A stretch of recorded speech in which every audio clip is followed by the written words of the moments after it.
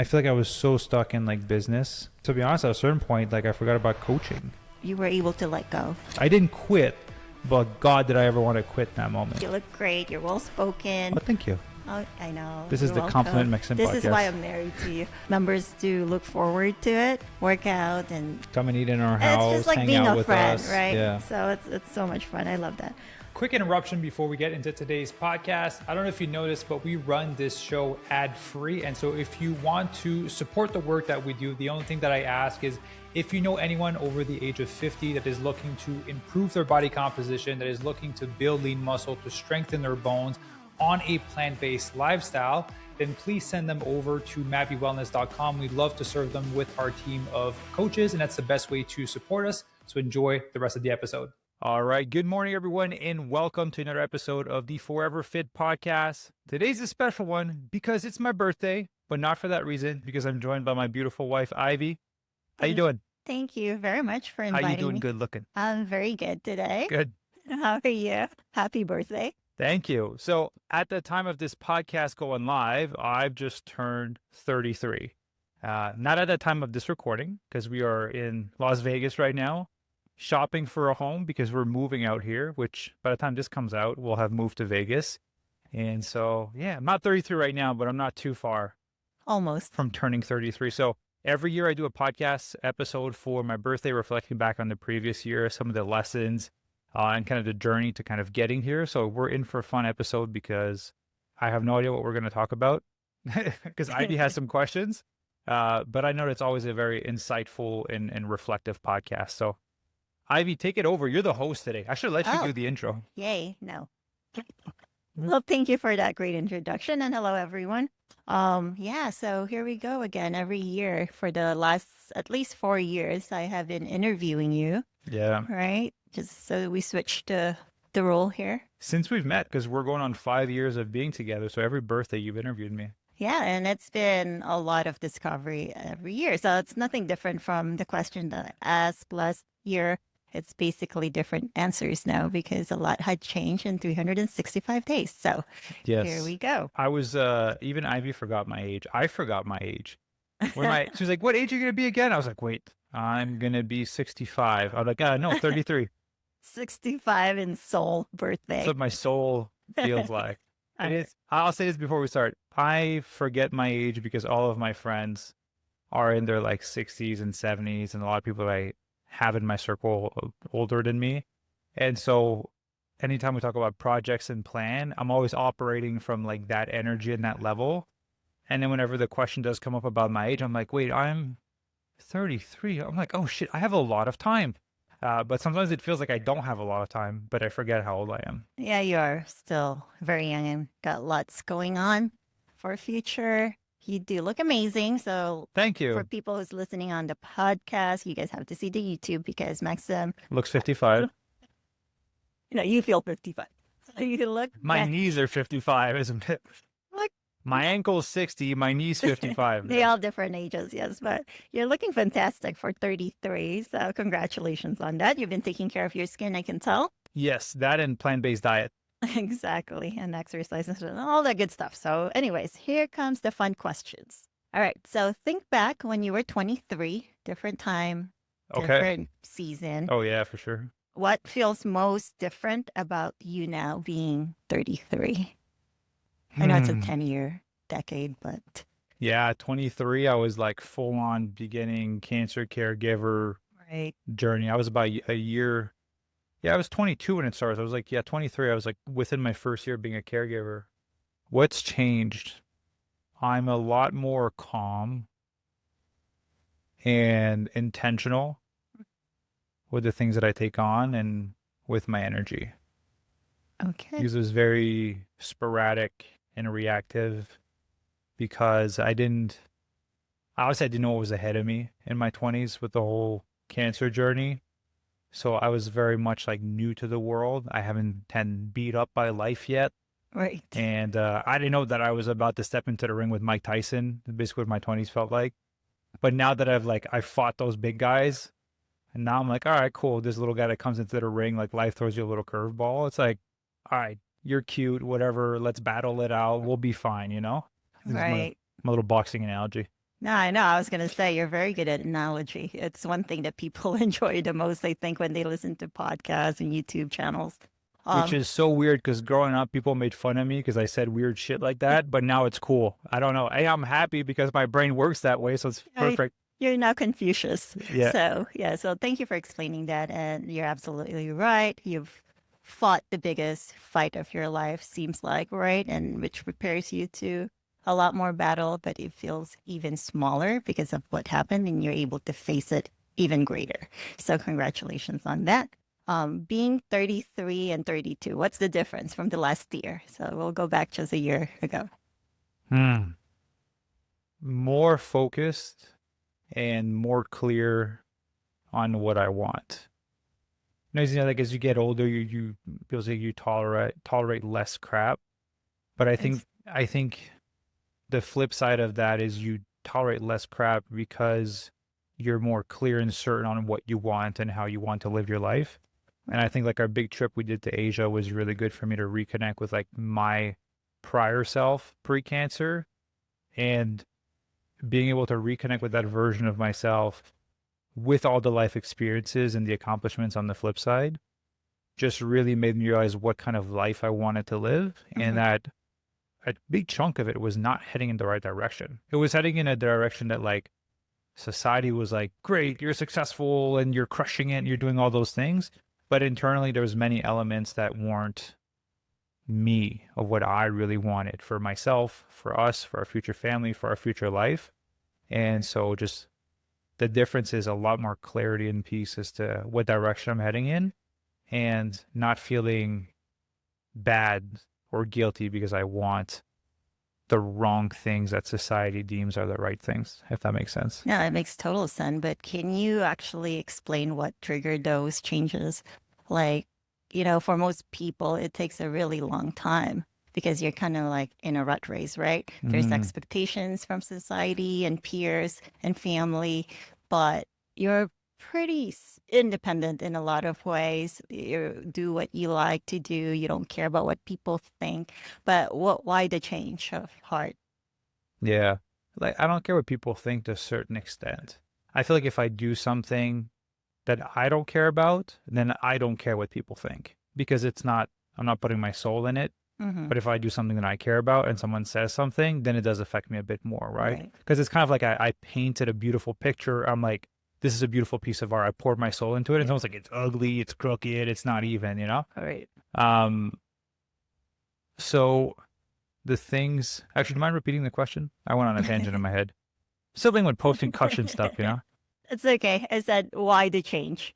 Like you said, like I'm in comparison to when you were last year in 32 Oh years yeah. old to now 33. Yeah. Multiple factors to be honest with you. Like I'll be honest with you. I a lot of it's tied to to money and finances. Like Mm, we grew up okay. Like we didn't have a lot of money, but we didn't miss out on anything, which I'm very grateful for my childhood. But money was very much like a big conversation. right. And then going through the whole cancer journey and money being the issues to me being able to pay for treatments. Money's always been like at the forefront of my head of like I need to make a lot to be able to provide for people that I love. And so it's always been like a big driving force. Mm, And I've oriented a lot of my life towards being able to make a lot, but I never stopped at any time to consider the cost of making a lot right. and of like being on the path to make even more. And so I've shared this on the podcast before, but when my original mentor that I hired, you know, I hired him because he was financially successful, had a good business, he was married, he had kids, he was a Christian man. And I was like, cool, he's like someone that I want to model. And 2 years into it, 3 years into it, he ended up getting a divorce with Right. his wife, seeing his kids half the time.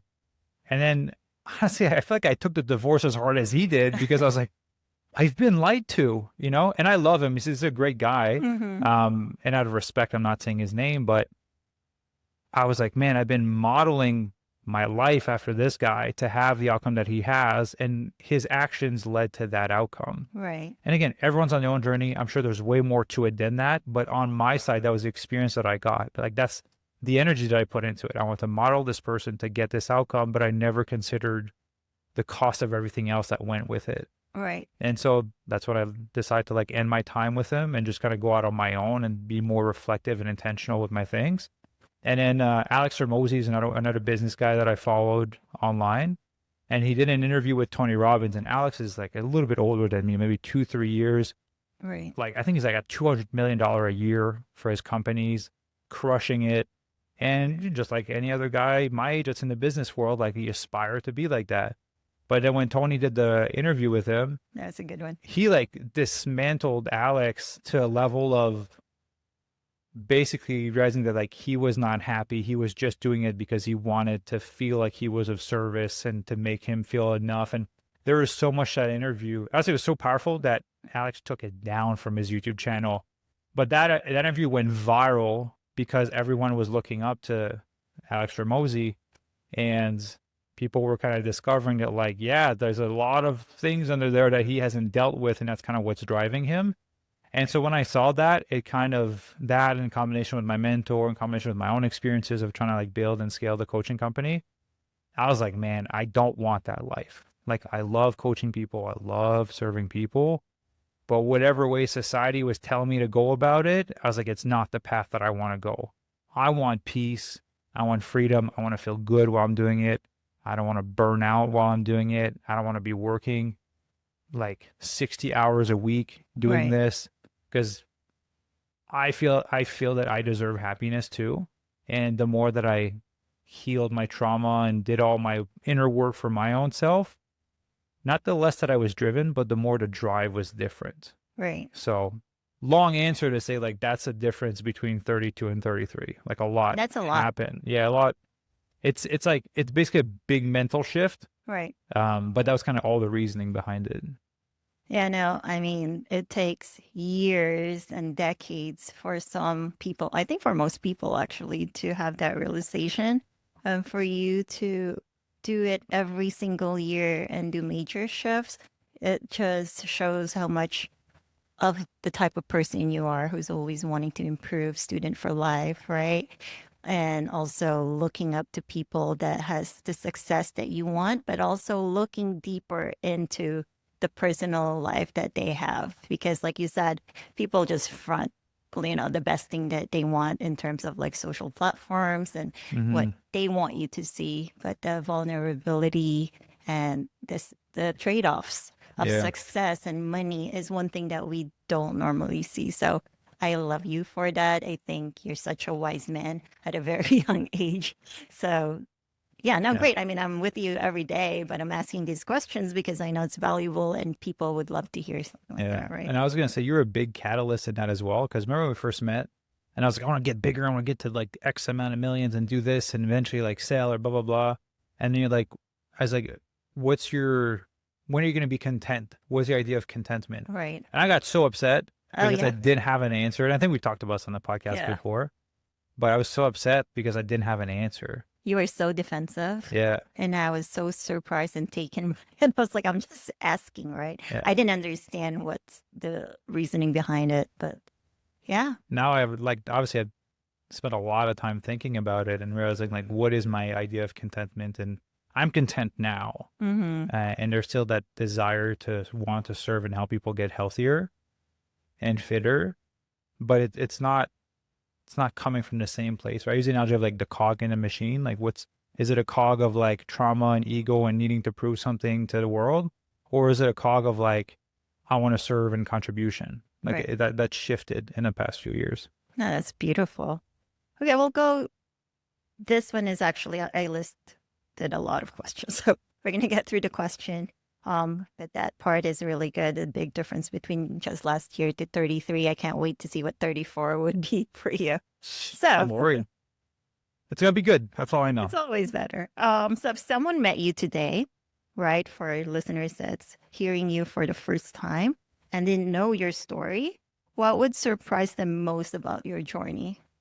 If they didn't know who I was? Yeah. Everything I've gone through, for sure. From like having moments where I've slept in my car or trying to start different businesses, from going through the whole cancer journey for all of my 20s, starting this company, navigating the ups and downs. And, I think just all the hardship I've gone through to be here, no one thinks of that when they see me for the first time.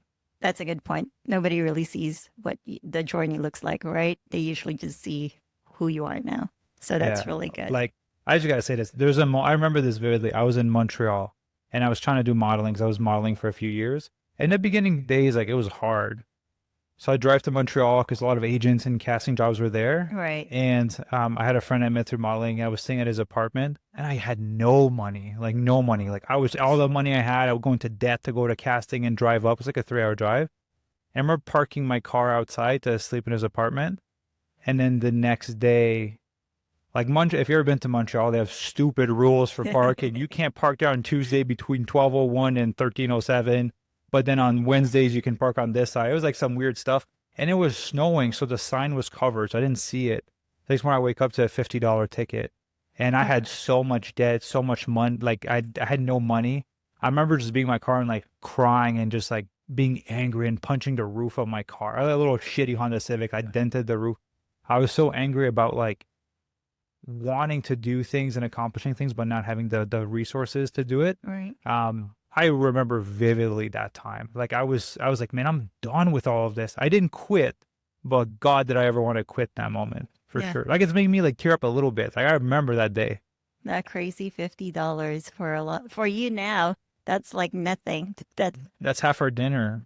Yeah. Vegas is expensive for food. So you go back and look back to where you came from, and it's like, wow, that was such a big stressor. That $50 and things that you can't pay for. It would be as if I was billed. What would be that now? Like $5,000 right now. That's what it would feel like. If I was to have a bill for $5,000, like I wouldn't punch the car, but I'd be pretty upset. But that was like that $50 was a lot. How did you pay for it? And credit card. Like I paid off a little bit off the credit card off the top and reloaded it with the $50. Wow. Yeah. You're resourceful. That's one thing about you. Yeah. Very resourceful. Make shit work. Yeah. Okay, great. So then what's one thing people assume? This is actually really interesting about you that's completely wrong when they first meet you. What do you think that is? Like people go, oh, I thought you were going to be this, but you're actually... From a physical trait perspective, people don't think that I'm as tall as I am. Yes, that's one thing. Because when you're recording a podcast, like usually you kind of like waist up, but I am 6'4", so most people don't expect that. And yeah, you make me look short. Yeah, everyone thinks Ivy's super short, but you're like 5'7", 5'8". Yeah, like people think Ivy is short, but to me you are short. Like, well, I am shorter than you. To me, everyone's short. But so that's physically. Physically, from a personality perspective, like. I don't know. I feel like I'm very genuine and real and authentic on camera, so I don't feel like I'm portraying an image of me that I'm not. So I feel like when people meet me, they're like, oh, you're like the same person you met online. So I don't know. Maybe you can help me with that. I can help you with that. So remember our friend in the gym that thinks we're celebrity just because we have followers? Oh, Clarence. Yes. Yeah. Clarence. Which we donated to his son's cancer fundraiser and his wife's cancer fundraiser. Yeah. He's an awesome guy. He's a pastor. And his wife and son going through cancer right now. Yeah. So, hopefully that they get a lot of help and support on that side.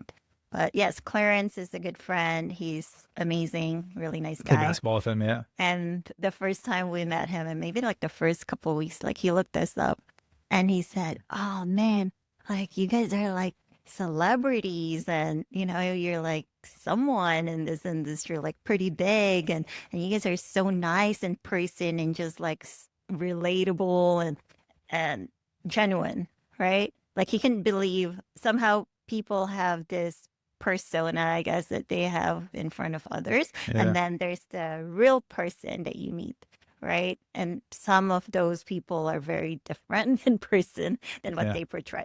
So when they meet you, they're like, oh, you're just the nicest, friendliest guy. That's just one of the guys. Yeah. I am none of those things. I don't like being called, I'm not an influencer. I'm not any of those things. Doesn't matter what follower says. I'm a regular ass guy that just built a company and is trying to help people. That's all I am. I was like, oh, you this thing online. I don't like it. It makes me uncomfortable. I'm a regular guy. Okay. Yeah. So that's one thing. I think they just think like you're someone more like douchey. Special than I am. Well, it's douchey. Just because you look like a model, you have a good physique, right? You look great. You're well spoken. Oh, thank you. Oh, I know. This is the Confident Mexican This podcast. is why I'm married to you. You like this? Give you a boost right here. But no, seriously, that's what people think. Like you're unattainable, right? But then when they meet you in person, even the members meet us in person and meet you in person, they're like, "Oh my gosh, you guys are so nice. You're like real people. You can relate. You talk to us. You actually care." So those are the things I think misconception of what your personality online versus in person, Yeah, I didn't right? even think about that. When And we you're a meet people, goofball. when we meet people, we just meet people. I don't know. And I'm a goofball, yeah. Yeah, so Maxim's personality really comes out when it's off camera. Like he jokes around, he dances around, he messes around. I got the best white boy dance move you'll ever see in your You want to life. show it? No. If you It's for our close circle. please comment and like. Maybe we hit like 200, 300 likes, Maxim will dance. Nope, I'm not doing that. Okay, well, There's a reason I don't do TikTok. that's special then. I'm not shaking that booty for anyone else than you. Well, thank you. Well, maybe I'll record it someday and send it to people. Yeah, right. Okay, so thank you. Support that. What's been your favorite memory this past year? You can take that. Definitely our Asia trip, the 3-month trip we did in Asia. That was like a trip of a lifetime. I've been dreaming of doing something like this since I was 15. So Yeah. that was like to me, that was like the pinnacle of accomplishment of everything I ever dreamt of doing, which was having the freedom to travel the world for 3 months with a person I love and just being able to do fun activities. Like we did a lot of activities. Like I thought for the rest of my life, whenever we have, grandkids, I fought a sumo wrestler and I won, and I have it on video. You have photos. Whether the guy was ready to go 100% or not, he wasn't ready. I was ready. Whether you were playing by the rule or not, wink, wink. I did play by the rules. He stepped out first. Your rules. I was too quick for him. No, you did amazing. And if you guys saw the video, people were cheering for some because out of the 8 people they picked from the audience, you're the only one who actually beat the guys. Yeah. Job, as we're expecting that. Everyone Anyways, was like, he was picking, because you have like, I don't want to say the diaper, but like the their pants outfit that you have for sumo. He was like, the sumo wrestler was picking up people and like bringing them outside. I was like, I'm not being manhandled. I'm gonna try, That was the reasoning behind that. Oh yeah, I was like, I'm not if he picked me up, I was gonna bear hug him, and he'd have to shake me off before me off the ground. Like, I'm not going anywhere. Yeah, that was a fun experience, and like we went everywhere. Went in the water, swim with a lot of fish and turtles, and it's just different. You got to know the culture, the people, the food. Yeah. It was good. We're definitely going back to Asia. Definitely want to have like a place out there one day for sure. Yeah, if you guys haven't traveled much, try to do Asia. It's inexpensive. People are nice. Philippines was like super awesome for sure. That's probably would make a base when we're in the Philippines. And we'll have so this is my favorite memory for last year. Yeah. Bucket list. Oh yeah, for sure. Great. I don't even know what else. I've done bungee jumping. I've done skydiving. I've traveled across Asia. I've done half Ironmans. I've cycled from Vancouver to San Francisco.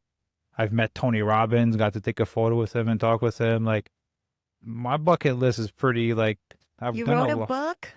Oh, I wrote a book. I've heard about that. We've done a lot of things. I wrote a book. I'm an author now. Yeah, I don't know. I really have to sit down and reflect what would be on my bucket list of things I want to do. Yeah, and congratulations on that book.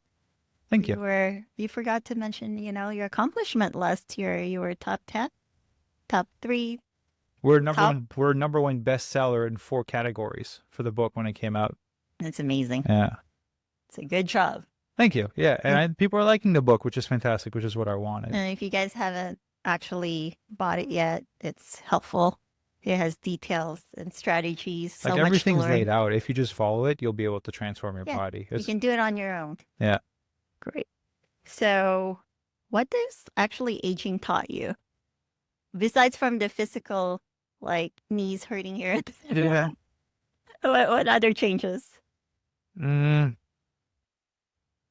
think just more the value of slowing down, which I would tie to aging, but also some of the other stuff that I've been going through. Right. But just slowing down because, life does go by fast when you're in a routine or when you're just kind of I'll say when you're numb, that's kind of my word, but like, when you're just doing stuff all the time and you don't Yeah. stop to reflect, there's like a numbness and time kind of gets distorted. The next thing you know, you look up and shit, like a year's gone by, Oh right? yeah, it's going So by. as much as I don't feel like the past year went by fast, I feel like I genuinely enjoyed the whole year. Mm-hmm. So definitely learning to embrace slower living, slower eating, slower decision making, and being more intentional with the things I'm taking on, projects, trips, things with you, all that.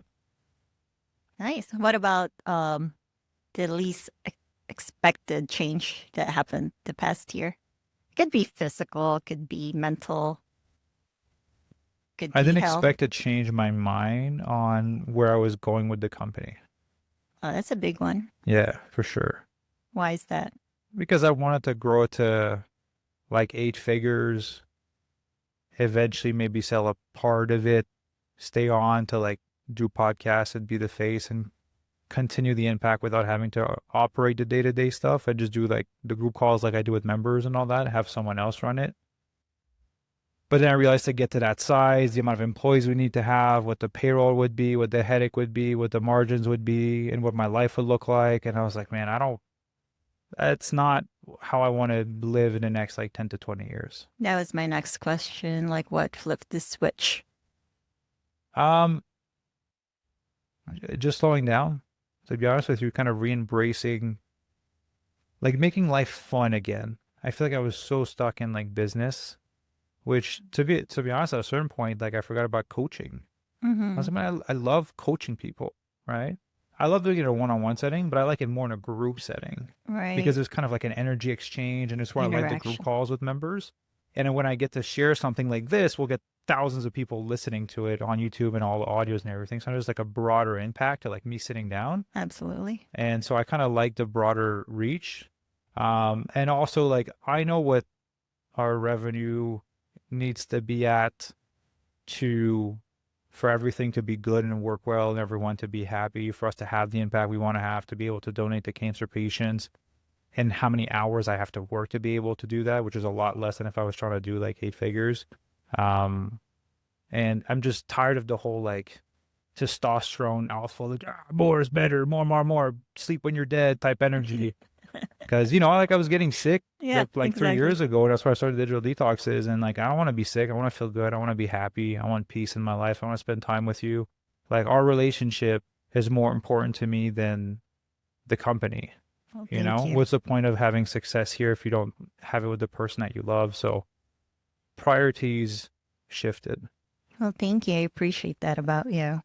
Um, so with that shift, I think you always go back to the value of what happiness means to you. And the thing that you mentioned when we were doing the Asia trip and just this past year, you told me, and maybe you can share this, that you actually felt like yourself again, Hmm. right? So do you want to explain that further, what that means and how that shift happened? Yeah, because like I said earlier, from the cancer journey, from before the cancer journey, I was a hippie. Like I was hitchhiking around. I've probably gone like 40-ish You're rides knocking on people's hitchhiking. door to stay with them. Yeah, knocking on people's doors, sleep in their backyards with my tent, um, grabbing a random train and going somewhere, not knowing where I'm gonna stay. Like I've just like hippie. Like it was such a fun time. And Right. there's like so much freedom and just not overthinking and just doing what it is that I want to do, going where I wanted to, even though I had no money, which is why I was knocking on people's door to sleep in the backyard, Right. which some people have let me. I met some cool people along the way. From that to like then having to be, and again, when I was doing that, I've never had an apartment. I've never lived with someone.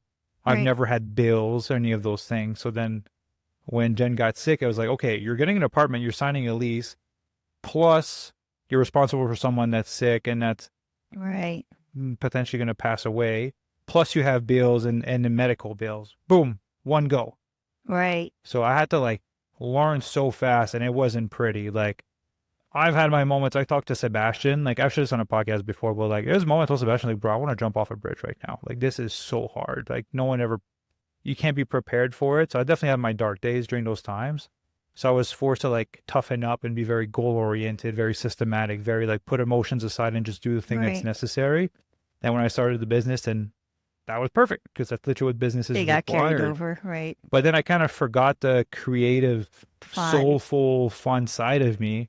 And on a trip to Asia, because I'd structured things for us to just work in the morning, have the afternoon free, Right. and we were such in a new place every week, then it was like, at first it was like, okay, like I want to really do this activity, but the systematic, action-oriented person in me was like, no, I can't do that. Like when we were in Boracay, and they were doing a traditional Filipino dance at the restaurant where we hired our new employee, Oh, yes. and they were dancing, like a part of me wanted to go, like that version of me wanted to go, but the older version of me, like the business version of me, was like, oh, I can't go and do that. Yeah. Right. And then I regret not doing it. And so like after that, from that trip forward, I did everything. That's why I fought the sumo wrestler. That's why I did the samurai. That's why I did all this, the swimming with the animals. That's why I did everything. Right. And so kind of stepping out of my comfort zone and doing those fun things of like, screw it if people judge you. Like I want to do it for me and not for what it looks like online or to other people that are present. Right. And I feel like that really shined through in that sumo video. Like whenever I'm like flexing on him and I'm like, that's me being me, you know, like who I am behind the scenes. And you were not shy, that's for sure. You were like an entertainment for everyone at that point. You were Yeah. making everyone cheer for you. It was fun to see because Maxim's usually very serious, very cautious of how, people, even though you tell me that you don't care, you still care. We all do to a certain point, right? Yeah. But this one, it's like you were able to let go. I was, there was like what, like 30 people in that room, 30, 40 people and 8 Right. people up front. But it was just, I just allowed myself to be me. Right. And then there was no overthinking of it. And it was fun. So reconnecting with that side of me is really what like helps. Yeah, I saw this spark in your soul. Yeah. And you And actually were truly happy. Yeah, that's why I went back to like writing long form Mhm. content on Substack, like writing from my soul, even though it had nothing to do with body recomposition, just like writing for the sake of writing. And we can talk about it later, but I'm doing something fun on Substack that like I'm super passionate about. But yeah, just like going back to creative stuff. Like we have a little like Polaroid camera taking photos that you can't replicate, writing from the soul, like handwriting, going back to like reading more books. I did reading a lot, but reading more. It's been so fun. Maxim does this adventure book album that I gave him as a birthday gift 4 years ago, 3 years Yeah. ago. Yeah. It's Been the a book while. from the movie Up. There's like a book of adventure that's like in the beginning of it, and when they kind of turn the pages and then get into the movie, you bought me that book, and I've been putting Polaroid photos of our entire journey and relationship for the past 4 years. It's a beautiful And it's thing full to now. see. Like I filled up the whole thing, and there's probably like 50 pages in there. That's a lot of there's like, yeah, there's probably like 200-ish Polaroids in there. Talk about consistency. Maxim's really good. He followed through and it's been consistent posting, writing on that. I mean, it just shows how much discipline you have. And because we had to leave the house because of the fires by our house in LA, No, we'll talk like about that. I brought the book with me because like I can't replicate those photos. They're Polaroids. Right. So, yeah, let's talk about the fire. So, this is interesting, right? We've gone through this a year ago when we were, The fires in Malibu. Yeah. yeah, and that's one. So, we started packing an emergency bag, making sure that we can just grab and go. This year, it happened again, even closer to Yeah. us. Maybe like what, like 100 to 200 feet from the house. Like, you can literally see fire. Yeah. We were done our meeting on Monday, and we get an emergency evacuation text, and we're like, shit, there's a fire happening. We go outside, and there's a bunch of smoke and fire. It was crazy. Yeah, I didn't even know that you actually get that alert and it's just alarming on your phone. Yeah. And I was like, oh my God. And it just says evacuate now, right? We were packed for Vegas, thankfully, but we still had a few more things to pack. Right. We still have that worry of the house burning too. So, anyways, from that experience, this actually segue to my next one. What's something you care way less about now with everything that you've gone through the last year, that you used to care so much? All the stuff I own. Yeah, right? Yeah. Like honestly, because we were already packed for Vegas. So like I already had clothes, and I knew I had clothes for a week, so I didn't have to worry about clothes. But like the only thing that I would technically bring with me if a fire was started, I would bring some clothes so I can get dressed. I wouldn't care which clothes it is. I would bring my laptop and my cameras and my microphone because it's a lot of money, and it's also the thing that helps us make our revenue, and my watches because some of them are worth a lot of money. And then because I can resell them and keep them, whatever. The rest I would let it burn. Top three that you'd take if you're only allowed to bring 3 items. 3 items? Me. You bring me. I would assume Ivy's already there. Oh man, 3 items. Can it be an assemble of things? That's kind of cheating, but okay, sure. Well, yeah, does that include like small stuff like my wallet and my passport? Yes. Wallet and passport, then my laptop. That's pretty much it. I just Yeah. wanted to see what priorities are. Well, like legally, I need to travel and I need money and I need to make money. So those would be my 3. But if I had to throw a little bit more in there, I'd bring the cameras and the microphone. And then I'd bring my watches after that. Well, we actually have a hack because we did pack a whole bag. So you just read that bag, put everything in it, right? Which is all their documentation and things like that. Marriage license, and I got some dehydrated food in there, and a rope, duct tape. Apocalypse. I got everything ready. in there, yeah. Okay, well, thank you. And I would definitely bring Shoes. my shoes and purse. That's kidding. We talked about this. That's another podcast. This is all about you. Okay, so now I do want to know what challenged you the most emotionally this year. I would say the desire for growth and impact, and my desire for peace and health. It's been hard to have both at the same time. Can you Because, explain? well, I'll put it this way. I have it in me to run on a treadmill Mm-hmm. until I pass out. I could easily, like, it would be really hard if not be, but like, I have it in me in my head to turn the switch and run until I pass out. Go through the pain. Like, I've deadlifted until I busted a blood vessel in my eye. Like, I have it in me to really like shut off the brain of like, this is painful, this is hard, to like just do it until my body gives up. And so when I talk about desire for growth and work, I can definitely work myself into the ground very easily. Like, I definitely have that ability to turn that off in my head. And that falls into like comparison to other people or industry and the people that I have around me. And then the other side, which is like, I'm seeing a bunch of people that I like getting sick. Like, I've had my own experiences with like sickness, you know, like good friend Chuck, we've had on the show before, Chuck getting sick, Chef AJ getting, cancer, my lead partner getting cancer. Like, so there's a side of me that's like, I see what happens when you push right. and you don't manage stress. But in a side of me that's like, I want to be successful and do these things which require that level of stress and push. And like, I feel like I'm teetering on each side, but I feel like as I'm progressing, I'm going more, I'm like, okay, there's a way to achieve growth and impact.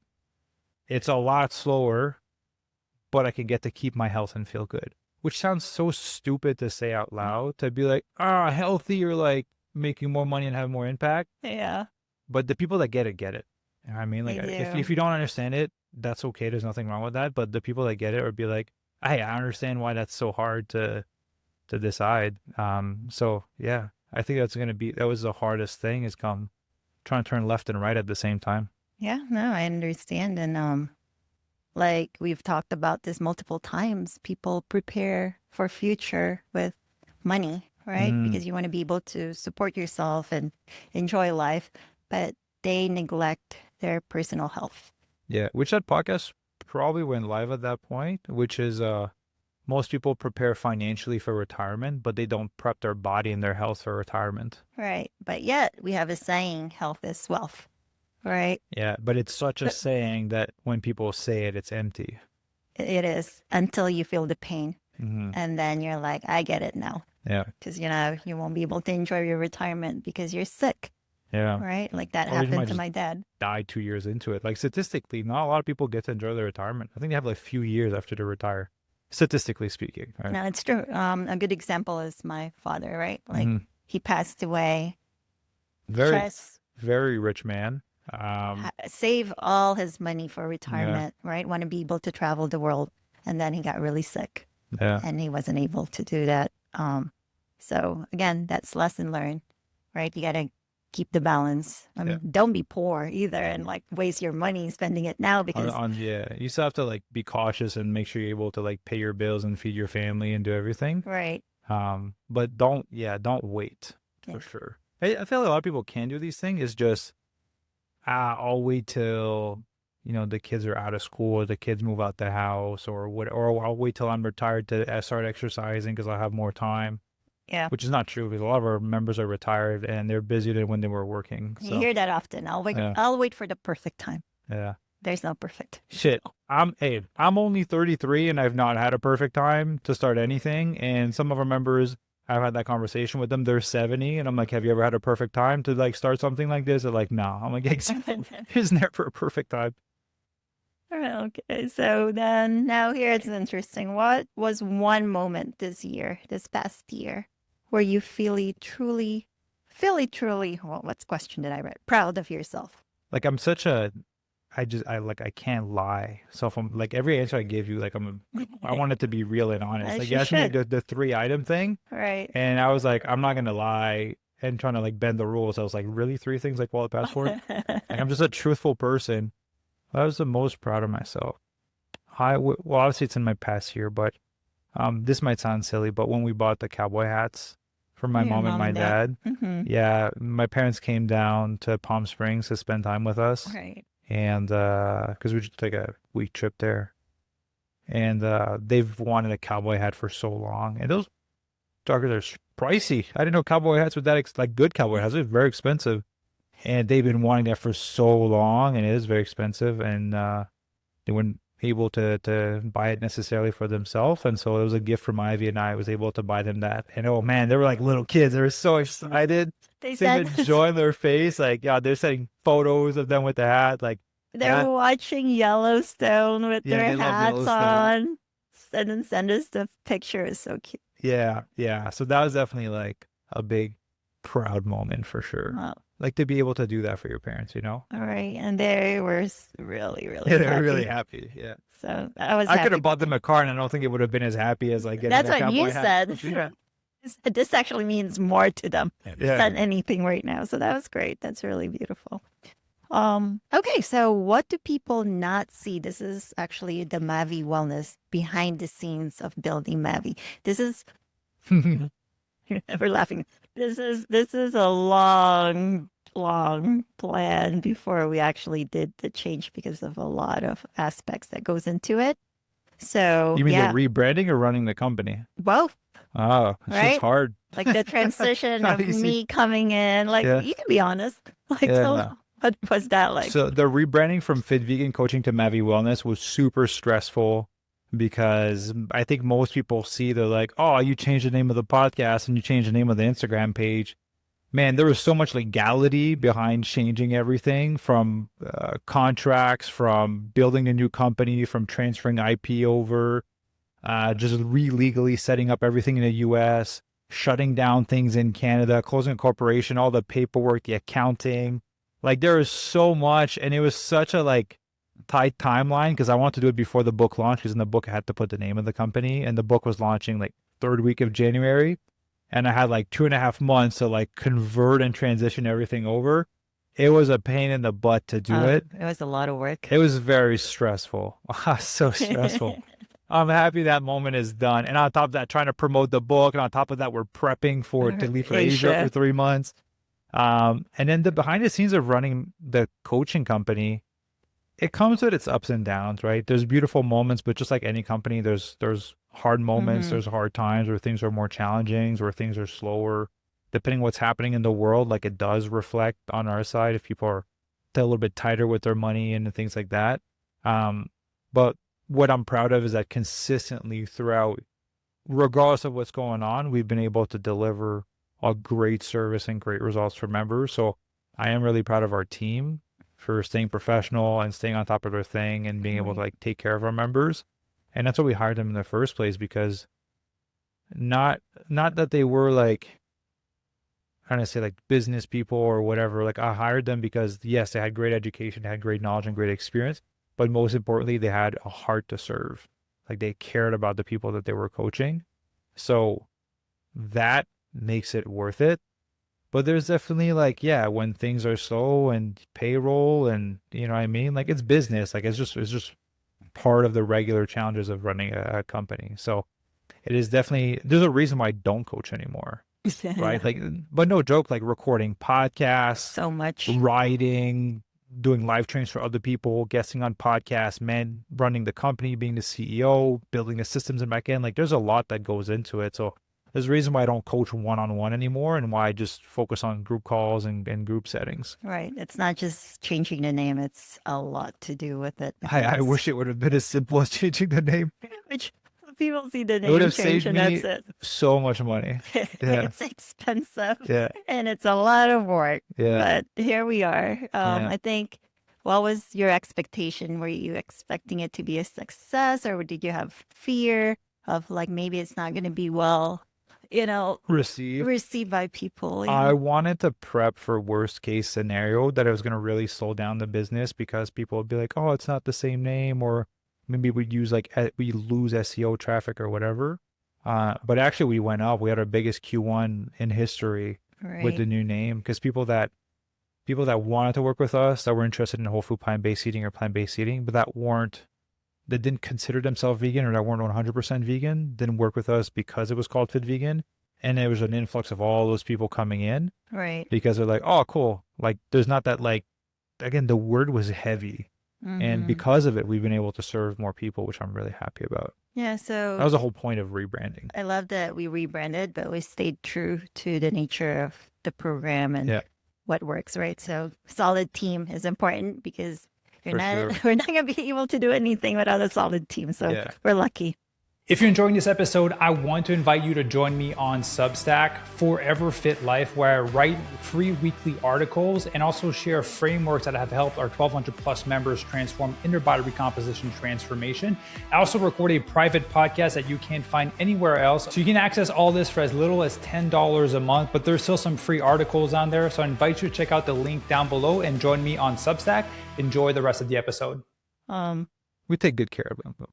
They have Yeah, a good work environment. because it's family. It's a family feel. I always tell people this, like, that's what we are. We're just family. So Yeah. whoever comes in the community, you will be part of it. You will see how, intentional we are, very relatable, accessible, Yeah. supportive, like all those things that you want from a family.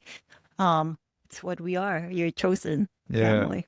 There's a moment where we were structuring to be bigger and we had like, I would say almost double the amount of employees we had. And there was starting to be like somewhat of a corporate layer of people reporting to someone and that someone reporting to me. And it was like, there's a lot more moving parts. Complicated. And it was like, it just felt colder. Like I felt more disconnected from the members, from the processes.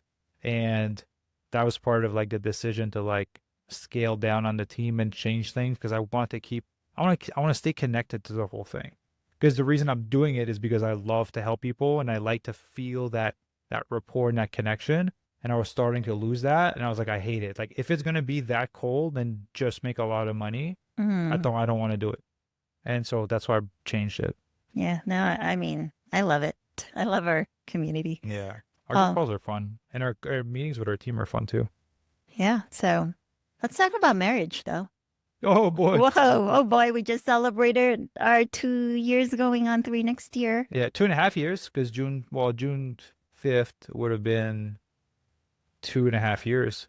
Also, June 5th is your birthday, so we passed your birthday. Yay, Late thank birthday you, to the thank people you. listening. Yes, too many birthdays. We're over.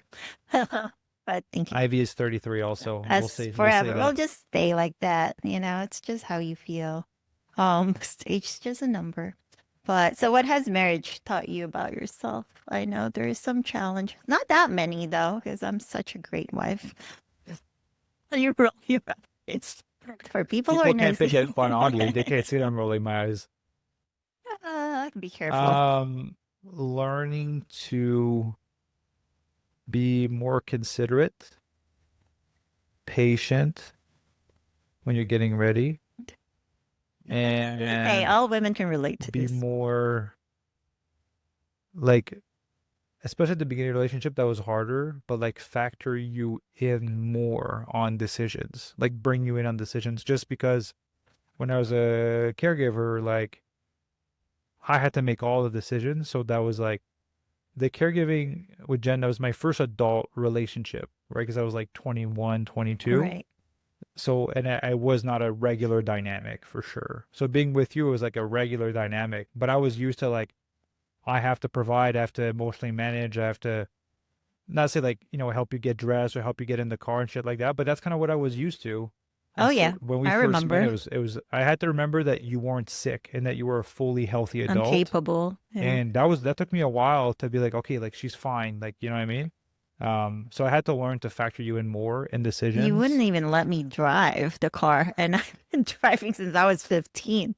So Yeah. I was like, "What's wrong with you?" And you fight me over it Yeah. because I didn't get it at first, but yeah, you were so used to taking charge and just making all the decisions because you had to, Yeah. But just right? making sure that everything was like safe and easy with my Right. partner. Right. And then, which I was very independent, so we kind of butted head in Oh, the yeah, I beginning. know. Ivy's phone would connect on the car and it would be like all the Miss Independent songs that would be playing, like I'm a Single Lady, all those songs. Yeah. You don't need a king, you're Yeah. a queen. So Those I things. would say those are the things, just more patience, learn to give you more time Hmm. and communicate more softly and not as directly sometimes. Because you know what I'm telling you is like, hey, we're gonna go this place. How much time do you need? And then you start listening like I do my hair, I gotta do my nails. I'm like, Ivy, minutes. I need minutes. She's like, she was like 15 minutes. I'm like, for real? Times two. Yeah. Then I was like, what's the real time? She's like 30. I'm like, cool. In 30 minutes we leave. But yeah, every time I was like, how much time you need? Well, I gotta do this. I was like, minutes. Just explain, Maxim hasn't been around a lot of women in his life, which I am grateful for. But also, he's not understanding. If you had sisters, which you don't, you have brothers. Yeah, So I have that two younger explains it. brothers. Your mom is like a great mom, but also not a very girly girl, right? But she's Very amazing. simple. Yeah, she's simple. She's amazing. She's low maintenance, like Yeah. compared to me. I'm not high maintenance either, but you have to maintain at some point, right? For me. So Maxim doesn't know when women say, "Hey, I'm just getting ready. I'm almost done." Almost done for women, at least if you have to like do your hair and makeup and things like that. It's at least an hour, by the way. These are my friends. 2 hours if you're giving us enough time to They like can just. stay single. They are married, by the way. So for me, like I said, it doesn't matter. If you say 10 or 45, then I know what I can go do. 45 minutes, I'll probably go play piano for That's such a 45 man minutes. thing. I get it. All right. So Guys, I don't want to sit there and think it's 15, it's 45, and I just sit there rolling my thumb. Like, I'll go play piano, I'll yeah. go for a walk, I'll read a book. Like, the time you give determines what I would do with it, you know? no, I get it. You're I'll call my very efficient. parents. Yeah. Yeah. So thank you for adjusting. Yeah. For So I learned in marriage. Involve more in relationship, give enough time with clarity of minutes, compromise. and compromise. Thank So you. working on that one. Well, you are a very good husband, and I can only pray that, God bless me with the perfect one. Perfect for me. His perfect. Not for me. perfect for other people. I know. Not perfect for Just for anybody else. That's exactly. So thank you for that. All right. Well, we covered marriage.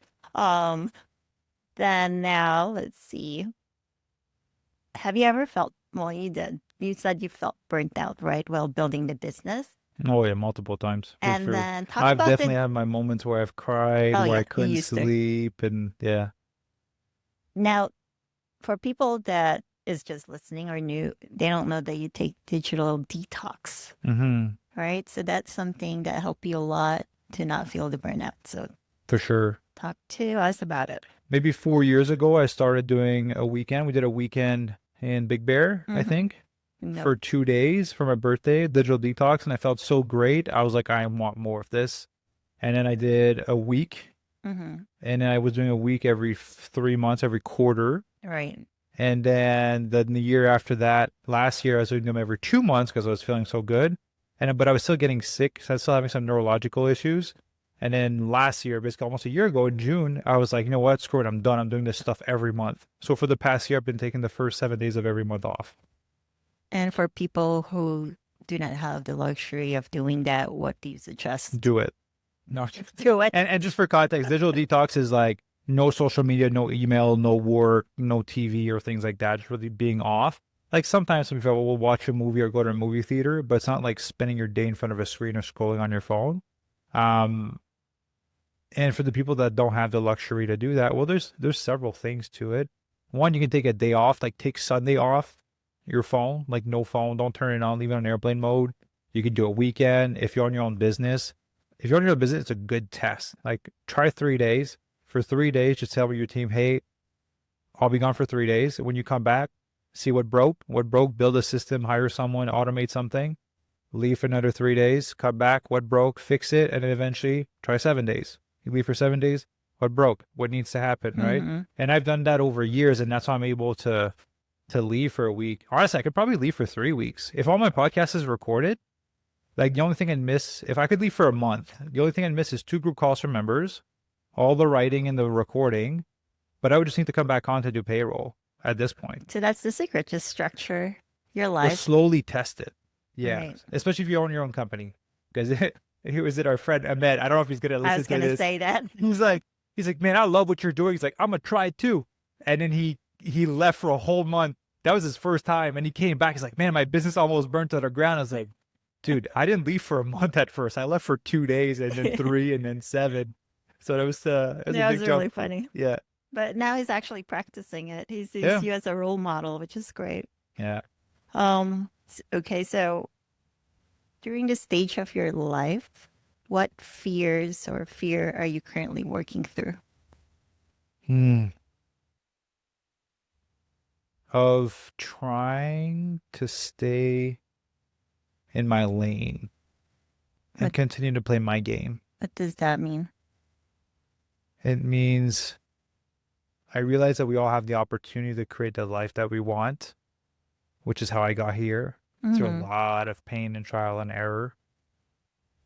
And I've reached that place that I've wanted since I was younger. And now that the Asia trip was kind of like the conclusion of that. Right. And now I'm still writing and reflecting on curating what the next like 10, 20 years of my life. Like not what it's going to look like exactly, but what I want to feel and the energy and the direction I want to be in. And making sure that I stay on that path and not being distracted by comparison to other people that are doing things bigger than I am, but that potentially don't have a personal life, divorced from their wife and blah, blah, blah. While keeping my health, because you don't know other people's circumstances that's attached to that goal. So my fear is potentially not catching myself enough when I start to deviate from the goal that I'm trying to accomplish. Because red shiny object syndrome is real. Well, it's really shiny over here. Oh, if we do this, what if we do that? And next thing you know, you're off on this little tangent, this trail over there, and it's like, no, I need to bring myself back. So one of the digital detoxes, one of the perks is I pause on life for a week and then I reassess. Am I continuing to heading in the right direction? But I would say that's one of my fears is getting distracted. And I say I will be distracted, but falling for a distraction in the realm of like the creation of the life that we want. And then another is, I'll be honest with you, that one's never really left me, but like for sure afraid of you and I getting cancer, just because I know what it's like to go through that journey. Like scary. That's why I'm trying to like do digital detoxes, sleep well, eat healthy, exercise, manage my stress, go at a slower pace. Like I'm just trying to, we're still having fun and enjoying life, but I'm also being cautious with the things that could cause more stress and potentially make us sick, for sure. Yeah, and you've also shared, fear of your parents getting old, right? Because I see them once a year. Yeah, so that's something that you've expressed, that you want to be able to spend more time with them. Yeah. Because you do see like them, but not as often, and life is passing by so fast that like now we're almost like half the year is gone. Feels like yesterday was just New Year's, and all of a sudden here we are. We're going to like the holiday season again. Yeah. So thank you for sharing that. And I know that, you've expressed the fear of like getting sick, and that's why we take care of our health as much as we can and preserve what we have. And you reach 100 years old. Yeah, it's like I said, it's kind of fighting the wiring that I've built for so many years of like being able to run a treadmill until I pass out. Like sometimes my brain will naturally just shut off and I'll work a ton, and then I'll be super tired, and I'll be like, all right, what, you know, like, oh, cool, I shut off my brain during that time. I didn't catch myself shutting off my brain. Yeah. So it's fighting that instinct, I guess. So that from the fears that you still have that you're working through to what's something that you've actually healed from emotionally in just the last year. I think there's a lot of things, but I think one of them is being comfortable doing things my way versus doing things other people's way, because other people that are ahead of me are doing things a certain way, and being like, you know what, I feel like that's dumb. Yes, they have success, but also know there's many ways to do things. And that way is also costing them this and this, and I don't want that cost.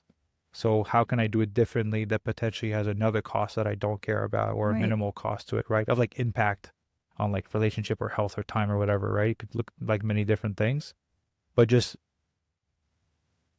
healing me being me, like how I'm talking on the podcast. If you listen to podcasts from 4 years ago, I'm Right. different.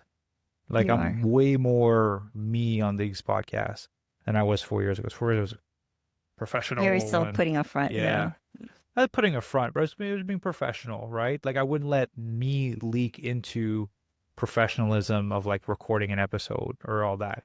But Right. there's more elements of me, there's more nuances of me. And so now I'm just being me, and then whatever else comes out of it, then that's it, right? Like that lady, the comment you told me this morning on Instagram. Like I'd be like, hey, do you have to, you know who this lady is? I was like, no. She's like, oh, she left a comment on an old photo. You did a podcast with Rip. Rip Mm-hmm. Esselstyn, and I was saying the word longevity. And what's the right word? It's longevity. Longevity.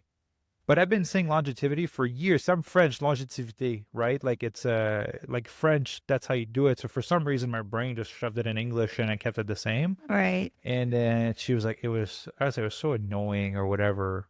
No, she said you butchered the word so much Yeah. that, yeah, it was hard to listen to. Yeah. And I But was like, although she did enjoy the podcast. yeah, I was like, all right, cool. I'm like, I appreciate the feedback. I'll try to catch myself. I probably won't a lot of the time, but I'll try.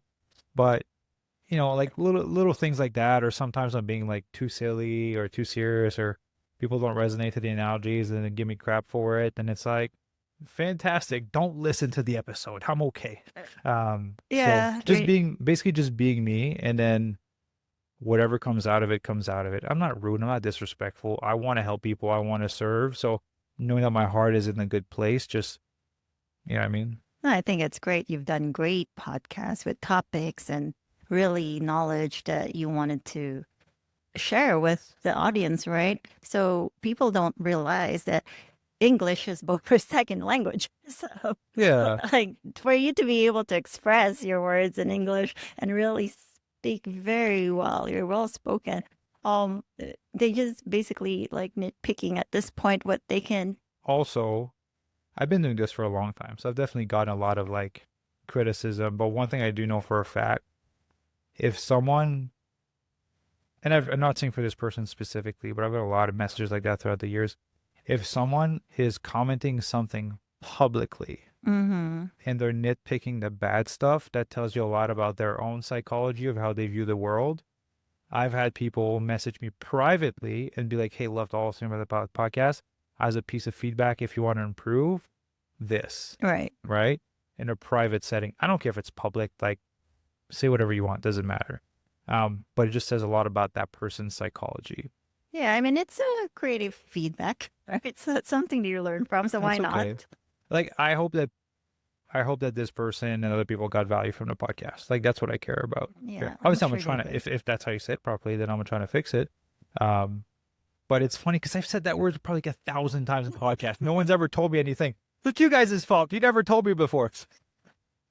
I swear to you, I listen to you all the time, but I never even I never paid attention to Right? the word Longevity. itself. Longevity. Because we Yeah. write that down and it's longevity. But I think when you speak, it just triggers like the French version because Yeah. you're so used to saying it. So that's what That's it so is. funny. Whatever. Learning curve. Well, that was a fun one. Talk about health and longevity, right? What are the biggest mistakes people over 40 or 50 make, since that's most of our community, with their health and fitness? Yeah. Obviously, I've done hundreds of podcasts on this topic, so I'm gonna boil it down to a simple analogy because you guys all know I love analogies. Um, a lot of people, let's just say that the goal is to be healthier and fitter. And let's just say that the analogy for reaching that goal is digging a hole.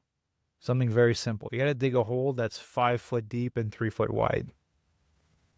What most people do when they're trying to reach that goal, aka dig this hole, is they just focus on doing a lot of activity versus focusing on the proper activity. Yep. So a lot of activity is the equivalent of trying to dig the hole with a spoon.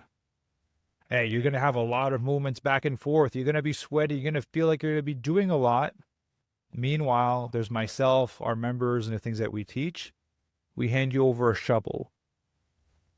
I can kick an hour of your butt with a spoon with like a few strokes of a shovel. Mm-hmm. So a lot of people that are trying to improve their health and their fitness, they're doing a lot of things. Because again, there's a lot of misinformation out there. People are just information hopping, trying to combine different things. Like, it's so basic to transform. Like, the hard part is controlling what's in between your two ears and not getting yourself to go off track, off the basics. But most people are digging with a spoon instead of a shovel. So when members come into our program, or whenever we coach someone, if you listen to every episode that I've mentioned or in the book, it's everything listed.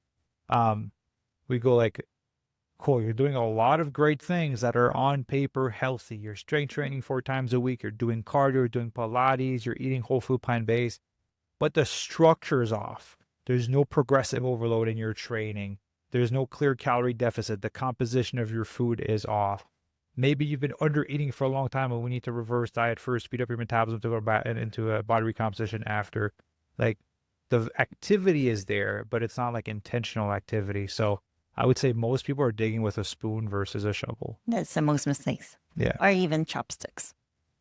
Hey, some people are using their nails. Some people are doing way too much. They could be doing like a quarter of it and get to even faster results. Yeah. And it's not because like you want to be, I'm not saying like this because like you have to be lazy and like do a quarter less.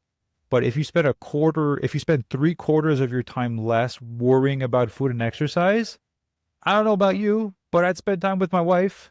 I go to the beach, I go play piano, I'd read some books, I'd sleep more. You know what I mean? Like, there's other things you can do with your life than exercise and worry about food all the time. What do you believe is the true key to longevity now after coaching so many members this past 5+ years? Yeah. I'm going to say I'm not a longevity expert. Yeah. Just to ruffle some feathers a little bit. Again, I'm not an expert on that, but here's what the science is showing. If you have a healthy body weight, of healthy body fat, if you exercise regularly, you move your body, those are significant factors in terms of extending the years in your life, increasing the quality of those years in your life, right? Right. And if you look at the blue zones, they talk about social connection and all of those things that make a difference, managing your stress, sleeping well. Like, we all know the answer to all of those things. But there's one thing specifically that I want to share to the people listening, because I feel like we attract a lot of type A people in the program. And there's some people that are like type AAA. There's type A and there's type AAA. Chill. Relax a little bit. Breathe. Just relax a little bit. And I'll say this because she's been public about this, and I've texted her about it. Chef AJ was super tight on her nutrition. SOS, whole food, plant-based. On paper was doing everything right in that regards. And she still had cancer. And I knew that she was very disciplined when it came to her nutrition. But I'll be honest with you, I was happy to see her podcast where she mentioned that when she stopped talking about food perfection and she allowed herself to enjoy other foods that are not SOS free or, whole food plant-based. I'm sure she still is whole food plant-based like 99% of the time, but like the SOS free, like just kind of loosening up the grip a little bit. And I'm using that as an example because many of you listening know Chef AJ, and she's fantastic. And I look forward to seeing her in Vegas actually this summer. We love her. But what I notice in a lot of people that have a very tight grip on exercise and nutrition, and to a certain extent can be a little bit of obsessive on those things and how strict and perfect it has to be. Like, cool, you're eating whole food plant-based and you're exercising, but holy shit, are you stressed? Because like if it's anything less than perfect, if you're not training 2-3 hours a day, you know what I mean? Like it's just, Right. it's too much. Like relax a little bit. Like you can train 3 to 4 times a week, 30 to 40 minutes, meal prep once, twice a week, eat whole food plant-based the majority of the time, but shit, have some vegan cheesecake. Like go to a restaurant, have a good time with your wife or your husband. Like you can eat foods. Like I feel like, and I talked about this with Chuck, I feel like you eating a piece of vegan cheesecake has far less impact on your health than the stress that comes from trying to eat perfect all the time. Because like I eat whole food plant-based, I exercise, I sleep well and everything. But when I was super stressed, I still got sick. Right. Even though on paper, I'm doing everything right, exercising, nutrition, sleep, all of it. But I was stressed, messed me up. Chuck, eating whole food plant-based, living a healthy life, stressed out of his mind, sick, right? The same thing with a lot of people in this space. And so like stress is, to me, overrules everything. Like you stressing about being perfect all the time, in my opinion, right? I'm sure they can do studies on it. I'm sure potentially there is. In my opinion, causes more harm to your body than you being stressed out about trying to be freaking perfect all the time. Like, calm down. Go from type AAA to type A. That's progress, you know? Or even double A. Yeah, it's there's too many people stress about it Yeah. because I get it. Like I competed in half Ironman because my life was hard and I was in a way for me to kind of like feel like I had some control because I couldn't heal cancer. So Right. training a lot gave me a sense of control, which made me feel good, but it was unhealthy to do it to that extent and the extent that I did it. And so for some people, there's like a sense of control that makes me feel good because potentially don't have control in other areas of their life. Like there's so much psychology behind it, but relax a little bit. So talk about that. What's your relationship with food and fitness now compared to your younger years? Oh, way more chill, for sure. When I was young, I was training out of ego, needing to prove myself. There's a certain element of anger to it. Like I could go in there and just like get angry and lift some weights, which is one thing I think I told you like a while back. Like we were in Asia and I was training and I was like, I'm listening to meditation music when I'm working out. I was like, it's so weird. The more like I healed myself and I worked on myself and addressed some of the underlying issues, I didn't have that hunger there. So when I was training, I was trying to listen to angry music, but it was just making me feel overwhelmed. I was like, I don't want to listen to this anymore. So then I tried like country and I tried different songs and then fell on meditation. I was like, cool, I can train with that. So I can still train hard, but it just doesn't come from that place of like anger and needing to push. And also because like I am, playing basketball and everything, I do feel it in my knees and my ankles. So I'm trying to be more cautious to like age better. Right. Because if I keep training like an athlete, like I'm not going to make it. I'm going to have knee surgery and all that stuff if I continue down that path. What are your non-negotiables when it comes to fitness and health now? Warming up before I exercise. Because you're no longer 19. Strength training 3 times a week. Okay. And playing basketball at least once a week. Just because it makes me happy. It makes me feel good. Yeah. And recovery. Right. Yeah, but I'm only training 3 times a week, so the rest is recovery. I'm relaxing. Yeah. Versus what you used to work out 6 times a week? Oh man, yeah. I used to do when I was competing 6 times a week, twice a day. And of course the diets change major from the time to where you are I'm now. way more flexible now with food. Like we eat out a few times a week, make it with my calories, not the end of the world. If you eat healthy the majority of the time, like that's what matters. I'm not stressed about food, that's for sure. Oh yes, that's for sure. Yeah. As they'll see more of it from our trip to Asia. Oh yeah, a lot of good food.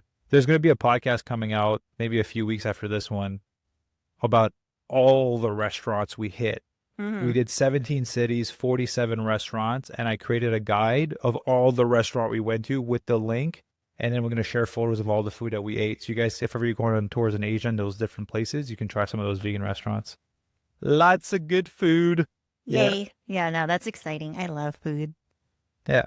And just because you're plant-based doesn't mean you can't enjoy food, because we did too Oh, much ton. everywhere. Hey, there's a restaurant that made it like we've traveled a lot. Uh-huh. There's a restaurant that made its way into the top 5 best restaurants in the world on my list from that trip. And it was the most like unexpected place. You guys will have to listen to that episode to find that. Oh, yeah, it's a good one, all right. Now, back to Mavi Wellness, and we're going to kind of wrap this up pretty soon, because I know it's been a long time since we started. What's the most rewarding? And I'm sure this is kind of cliche question, having Mavi Wellness program. What is that one rewarding? Yeah, I'll just say one rewarding, like, Well, factor for I'm you. going to overrule it. I'm going to say 3.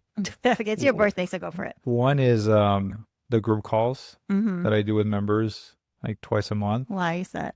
because I get to connect with them. Mm-hmm. And then they share like their wins, or if they're struggling, then I kind of get to have that one-on-one interaction with them. The success story episodes, I love recording those with Oh, members. Is my yes. favorite, because that's dive deeper into the story, and I get to talk about like the impact that our teams in our companies have been able to have in their life. And then the third is meeting members in person. Like Mhm. in September 2026, so a few months after this episode goes out, that there might still be tickets for it. And we're doing a workshop in Las Vegas for 3 days. So I love connecting with members in person. We have people that are not members that signed up for the event, because it is open to the public as well. So I'll put it down below for people if you want to check that out. But we do one event a year. So this one's in Vegas, like I think second week of September, like right after Chef AJ's event, basically. But yeah, so definitely like just connecting with people. And I like the one-on-one setting, but I also like the group setting, because I get to have more impact with one like sit down. Absolutely. So much fun to like interact in person Yeah. and really feel that like social meeting and being like, get to know them better than just Yeah. being online, right? Like last year, was it last year? Yes. We were flying in members to come Canada? to LA. Oh, LA. And we did workouts with them, podcasts with them, cooking video with them. And we've been traveling a lot and a little bit living in different places. But now that we'll have a house here, we might be able to start doing that again. Yeah, it's always fun. I think members do look forward to it, because they get to meet with us and work out, and Come and eat in our it's house, just like hang being out a with friend, us. right? Yeah. So it's so much fun. I love that. So talk about stories. When you do podcast success stories, is there one that stuck the most, and why? Oh my God. There's so all- many. Yeah, they're all good in of itself. But I would say I say one that really like popped off was Pam's episode, because she was 86 when we recorded, and she's 87 yes, we now. love Pam. A lot of people really like that episode with her. Found it really inspiring as to where they wanted to be at her age. Oh, they still talk about it Yeah. when I talk to them on the consult call. Yeah. And Pam messaged me. He's like, oh, like our family's linked it. Like, it's so fun. Honestly, I'm happy that she's getting like all the love from it. So Pam's episode just really popped off, but like all of them are good in their own ways, because I feel like that's why I love storytelling. Every story, if you put it in front of like each episode gets like a few thousand downloads each. So if we put it in a few different thousand people, there's going to be people that are going to be like, wow, multiple elements of that are connect. Like my life's kind of like that, or I kind of do things this way. And it's like, oh, here's how this person Right. navigated it. Or it's like, wow, this person was in the same place as me or worse position than me and was able to accomplish that outcome. Then it's like, well, if they can do it, I can do it. Right. Because, they're just regular people like you and I. So that's why I like them, the episodes. I agree. And then I know that you always part knowledge to members and the audience, but let's reverse it. Have you learned anything from members that you never thought you would? Like, Well, I would say not directly, but what I would say, because again, I don't coach people one-on-one, right? I would get to talk to people in a group setting and on the podcast. But what I would say is when they're on group calls and they bring potential like situations or issues that they have with relationship with food or with like what's happening in their life, how to navigate it, like I learn from different scenarios. So if I can learn from one scenario from one person, Right. and I can kind of build a framework around it, then whenever that situation comes up, I can like reshare that framework with someone. So I've built like a big Rolodex of like frameworks throughout the years. So anytime there's something new that I'm like, oh, cool, let's see how we can solve this, and then kind of keep it, and then like I Right. can get to share it with people whenever they need it. Yeah, like they're a lot older, they've gone through life, so much to learn, right? So that's actually beautiful. Now, I'm gonna end this with the Mavi Wellness for the business. But what would be that legacy? We spoke about legacy when we first met, but now that it kind of evolved to this, um, what is what do you want Mavi Wellness to be known as? A trusted source of good, reliable coaching. Okay. I'm not trying to be the biggest in the world because I feel like you lose personal touch once you get to that extent. I Right. want people to feel connected to each other and to us and to the team. And I really want, because again, our members are in 50 to all the way to 87, right? Right. Like, I really want to do such a good job with our members that they refer their kids when they get Yeah. into their 50s, and that their kids, when their grandkids get there, they refer them to us. You know what I Yeah. mean? Like, I just want to do such a good job for our members that it changes their life. And they're like, man, like I saw my parents or my grandparents, like they age so well, they're able to do stuff that my friends' parents or grandparents weren't able to do. We got to spend more time with them. And like, I want that for myself. Like, Hmm. to me, that would be such a That would be our legacy. success. That'd be so, so cool. We're It's like, gonna yeah, be my passed mom, on. yeah, exactly. Like, my mom was in the program when she was 70, and it's like, now I just, and now she's 80 and now I'm 50. And I really want to kind of like be just like her. Like, that would be so cool. People look forward to being in it. Yeah. That's great. Like I would love that for sure. Your book is titled Forever Fit, Hmm. right? What does that mean to you, truly? What is Forever Fit? It means keeping the mindset of getting back on track when needed, because Okay. you're never going to be forever fit. But forever fit is all the tools and principles needed to get back to being fit, because life happens. Like, we didn't get like super unfit, but we traveled Asia for 3 months. Was it worth training less and eating all this good food? Absolutely. Do it Oh again. yeah, for sure. Do it But all now over again. we have the tools to Right. get back to it. Like, that was a conscious choice because of the trip. But like, if a family member gets sick and you have to be a caregiver for a year or two, can you minimize the damage and take care of your health a little bit and then take more care of yourself after? Absolutely. So it's more about like the mindset and having the tools to get back to that place, because life will throw you curveballs that you can't even prepare for. Right. And so it's just having the tools to like minimize the damage on your health and your fitness Fix it. during those times, and then get back to it when life kind of just, you enter a next chapter. Yeah. No, that's beautiful. It's a toolbox, right? Yeah, 100%. No one's going to be forever fit. But we want to stay as long as we can. It's Yeah. longevity. But also, fitness means something different to everyone, right? So Hmm. to me, fit is having a body that is not a limitation to you living your best life. That's So beautiful. if you living your best life is hiking with your grandkids, that's fantastic. But for some people, living their best life, it's doing marathon with their grandkids. That's a different level of fitness. Nothing wrong with either or. It's a personal choice. But being fit is having a fit body is not having your body be a limitation to you living your best life. I like that. I like that because I do know like different meaning for what fit is to each person. And I think it's the energy and also the level of stage of life where you're at. It's different. It changes, yeah. So next year we'll find out what yours means. So for now that's beautiful. I think everyone should really follow that. Um you want to do a rapid fire question? Yes. This is the fun part, okay? I give me one answer. So morning person or night owl? Morning for sure. Favorite current meal? Smoothie. One supplement you'd keep forever? Protein powder. Most underrated exercise? I hate them, but lunges. Yeah, that's lunges. Yeah. Guilty pleasure. Um, Vegan mochi. Oh, I know about dream travel destination. Well, it used to be Japan, but we did Japan. So now I would say France because I've not been. This is rapid. You're taking way too long. I'm not a short version kind of guy. That's why I have a podcast. I could talk forever. Take the fun part. One thing you want to learn next. Piano. Coffee or matcha? Unfortunately, coffee. Most used phrase you say to clients. Oh, we know this. There's a lot. It's a tie between trust the process, consistency, compounds, and win the next meal. Okay, there you go. You just said it. Yeah. Most used. Oh, which one is it from the three? If you get to pick one, which would you pick? Probably consistency, compounds. I like that. One word for this next year of life. Intentional. Great. Congratulations. That was I passed the exam? You did. I mean, you kind of failed supposedly like a second, but really good answers. Okay. Because I'm not good with rules. You're not. This is Maxim. He's a critical thinker. So If he'll you want think me it to through. do this, I'll still do what I want to do. Exactly. He makes his own rules.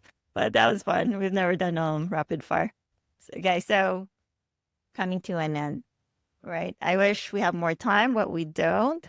What does turning 33 truly mean to you? It's just getting older. It's getting wiser. I don't know. I feel like I'm waiting for my physical age to catch up to like my soul. So I don't know. I don't feel 33 because it's so weird to explain that. I know it sounds weird on camera, but like I don't feel my age inside. So when I realize I'm just 33, I'm like, oh shit, I'm like half the age I thought I feel. All So right. it's cool because I'm like, I have so much time, but at the same time, my age changing doesn't change anything Really? Yeah. because it's like, it's already been changed. You know what I mean? You've gone through so much already. So what kind of man do you hope to become in your 40s, though? I know this is quite in the future, but we can look back when you do turn 40. And Yeah, a good husband, a good father, a good coach, and someone that's had the opportunity to impact the lives of, hopefully more than thousands of people, and to have done it with integrity and with intention while taking care of my health. That's great. I look forward to that. We're going to fast forward this when you're 40 and then review what happened and then. I mean, many episodes. Yeah, I don't want to talk about Substack. No, that's my next question. Okay. What can we look forward to? What's new and exciting in Maxim's world? Yeah, so you guys don't know what Substack is as a platform. I'm kind of newer to it-ish. I've been writing on it for maybe like 6 months now.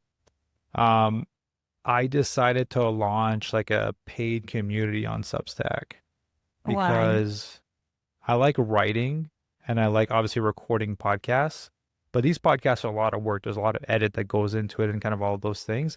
And because I've been reconnecting more with myself, I want something that's a bit more less manicured and more like just talking about whatever's happening now. And so on Substack, I write twice a week on there, like free posts. And they're about everything. They're about body composition, nutrition, life, business, money, relationship, and kind of all these frameworks that I've built and developed throughout the years to help me curate my life. And so I call the blog Life by Design because I think most people don't consciously create their life. And that's why they kind of get to a place where like, I don't like this and this. So I just want to share what I've learned on how I've been able to design my life and have this level of success and freedom. And so to be fair, to make it worth my time, I put some of it behind a paywall, and I made it $10 a month because I wanted to make it accessible for people. So it's like less than a meal at a restaurant. Such a cheesy line, but if you can spend $10 to like coffee, improve yourself, then you probably don't really want to improve yourself. You know what I mean? Like I invest thousands of dollars a year on improving myself. Like I'll definitely drop $10. I've dropped $10 for a few different things to improve myself. But yeah, I put about a paywall. So it's $10. And I write one article that's more of like a framework for different areas of life that I've used for myself, kind of like the digital detox, the business, body recomposition, all those things. And I record one private podcast episode in there. And it's like 15 to 20 minutes once a week. and it's only accessible on there. Like it's not on any other platform. So there's a private podcast on there, and I do a live training once a month where people can just jump on Google Meet and then ask me questions. It's Q&A. Yeah, because I know like a lot of podcasts, people want to ask me questions, but like this is pre-recorded. They can't interact with it. So I do one live Q&A a month on Substack, and I post a recording in there after. So that's what I'm really excited about, because like our coaching business is running well. We have a great team kind of doing that. And I want to do something that's also in a group setting for the people that necessarily can't afford, or that it isn't the right time to be in a program. Right. Because we do charge a pretty penny for our program, because we have fantastic coaches. We do provide a lot. Like I know for a fact that we provide far more for the investment of our program than other people do, because all of them don't have like all the check-ins and the one-on-one access to the coach and the calls and the group calls and all the resources and everything that comes with it. So it is, our coaching program is not $10 a month. So I want to create something that's a bit more affordable for people that want to learn on how to do things we do in the program and other things from me directly and have that interaction. So yeah, that's what I'm excited about. And also I'll put the link down below for people that want to check that out. I'm excited about it because you don't see that often, and to have access to you in such like, very little amount of money, that's with a lot of knowledge and structure and strategy. I think it's a bargain at this point. Yeah. So I would do that, because one coffee is like, I spent $10 and if you want to, right now, my going rate for consulting is $400 an hour. If you want to jump on a call with me for like business stuff. So for $10, you get access to stuff that's not available anywhere else. And the reason I've put the frameworks behind a paid wall is because I want to protect it a little bit for people that are not willing to invest in themselves. Because it's good shit. Like it's built my life right now that I have, and I like my life. So I don't want to just be like, hey, take it. Yeah. Yeah, no, that's fair. I think that's fair. Hey, I spent, oh my God, building some of those frameworks and those things. I for sure spent at least $1 million in the past 6 years. I'm trying to like making mistakes and learning and investing. And this is your passion, writing, journaling. Yeah, I love writing. Yeah. Get your creative juices flowing, interaction with real people. Like these are the factors that, that makes me me. Makes you happy. Like I've said this on podcasts before, but when I was 15, I was like, man, I want to do what Tony Robbins does. Like the impact that he gets to have on people's personal life. I've always wanted that. I still want that. I'm just realizing that I don't want to do it to the extent that Tony has, because I see the life that he has in terms of how he travels and everything. I'm like, I don't want that. But I would like to do it to like a lesser extent. You know what I mean? But I still want to do that work, because I still believe that fitness and nutrition is the foundation to build an incredible life.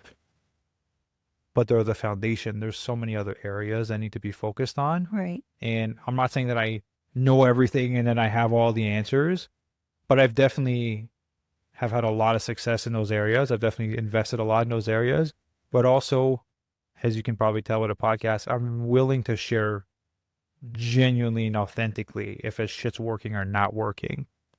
And that's the stuff I want to talk about, Maxim's very transparent, sometimes overshares, but that's his strength, because you are who you are and you are real and as genuine as they can come. So proud of you. Happy 30th birthday. Thank 33. you. You're making me younger? Your age. Okay. 30. I'm not good with like dates. Maxim's the one that remembers our anniversary. So there you go, guys. Happy 33rd birthday, my love. And thank you. I am very proud of you. Each year you just get better and better. So aging like fine wine. Oh yes, more than fine wine. And we don't drink wine because it tastes good. We don't drink alcohol. So thank you everyone for having me be part of this. Thank you, Maxim. I enjoy our life together, and I truly look forward to the future. Thank you for the great questions. And yeah, I'm excited for the future. So everyone, thank you very much for listening to this episode. If you made it all the way until the end, you're a real one, because it's a long episode, but hopefully there's a lot of value from it. So I'm going to say, I'll link Ivy's Instagram down below, so you guys can go wish her happy birthday, because her birthday was June 5th. Oh, thank you. Check out the Substack down below. And there's another link I was supposed to put. Do you want the workshop? The workshop for Las Vegas, if you guys want to come to that. Meet us in person. Yeah, so I'll put that down below. Thank you for listening to the episode. And we'll see you in the next one. Ciao, everyone. Bye.